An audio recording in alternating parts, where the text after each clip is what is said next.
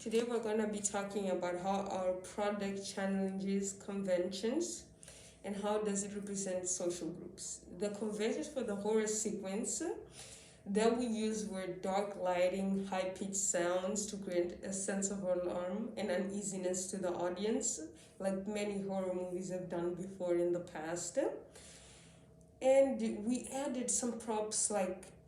katanas and masks, where the white robber was carrying the katana to create this sense of fear for the victim, as that's what scared her the most, and not the fact that he was a max figure that she didn't know.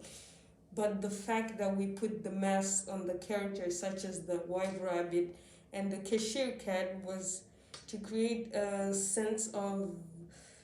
uneasiness and mysterious feeling in the opening sequence, because that was to leave the audience always wondering what was gonna happen when she found out, or if she ever found out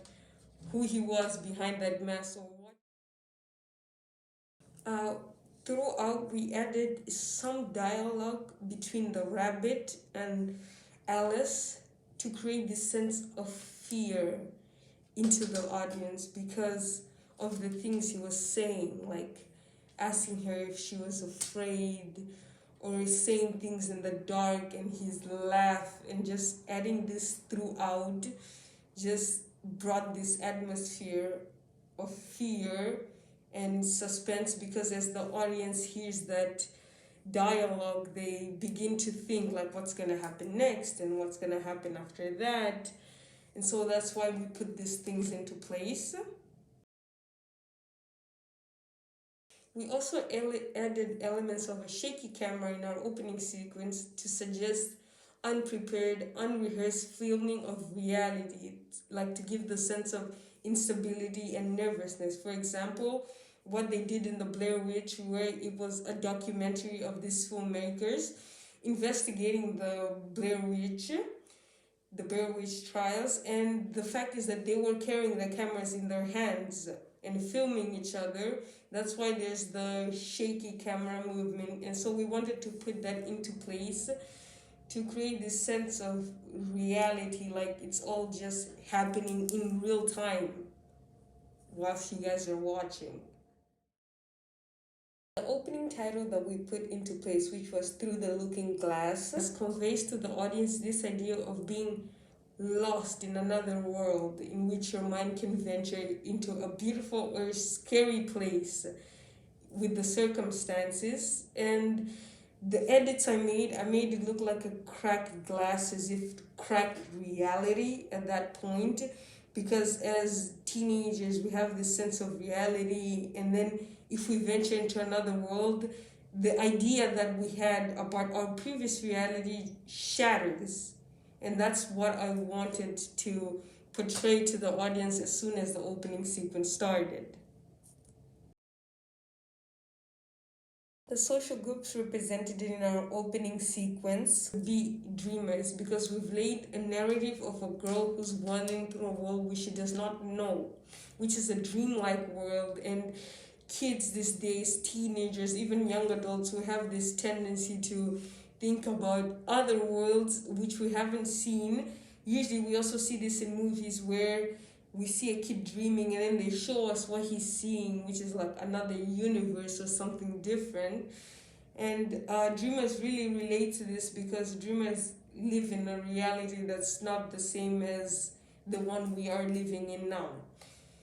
The opening sequence also represents people with mental illness, because just like Alice spends most time in her thoughts, people with mental illness sometimes spend most of their times in their thoughts, overthinking things, looking over, and sometimes they use their thoughts as an escape from the actual realities of life, the same way as Alice is in a dream and she escapes into this reality where she meets the white rabbit, the cashew cat. Is the same way a kid with a mental illness would venture into a world just to escape from the problems that they are facing right now. Our opening sequence can also resonate with people who like fictional stories, because Alice in Wonderland originally, the original story is of a girl who ventures out into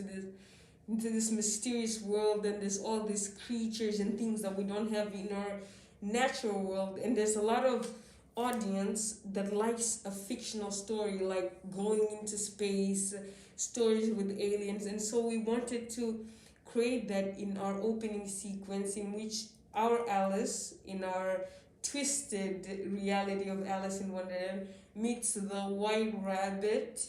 but in a different circumstances, in a different world where she's exploring what she doesn't know. But in general, I think that every social group can enjoy our opening sequence if they watch it. But I think it resonates with mostly dreamers and people with mental illness, or people who like fictional stories, because for people who like real life stories, they won't really relate to Alice's story of venturing into a world like through her dreams. But we all do it every day when we go to sleep, and it's something normal for human beings. So I think everyone can relate to what we have shown them.